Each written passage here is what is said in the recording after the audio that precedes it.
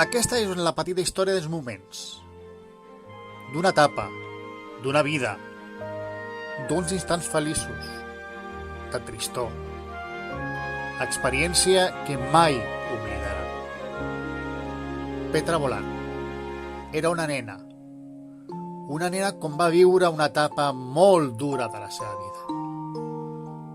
Els anys de la guerra, els anys de la sang, els anys de la fam. Però tot això ho va viure al Molí de la Bordeta. Petra Boland i els seus records al Molí de la Bordeta.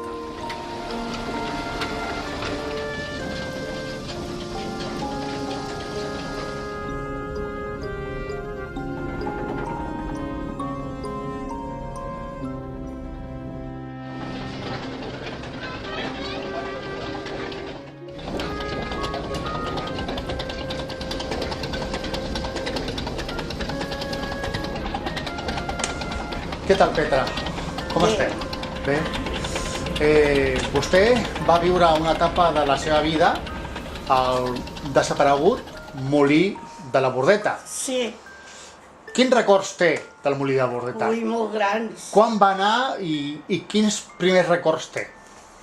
Molt grans tinc, però vaig anar amb 11 anys perquè vam tenir d'anar perquè la meva mare es va posar malalta i com vivíem a Hospitalet, en un tercer pis, doncs ella no podia pujar a baixar les escales. I llavors l'àvia va dir amb la que era la que manava allà i llogava les cases i de tot, que es deia Remei, que era la dona del que tenia allà els cavalls i després els carros. I a l'altra banda hi havia les vaques. I li va dir que si volia venir l'àvia a viure allà, que ella se n'aniria a la taverna perquè tenia una taverna a Jocs Forals i una filla, es deia Remei. I l'àvia li va dir, ai, que em ves en ella amb un dit, allò que deien les àvies, no?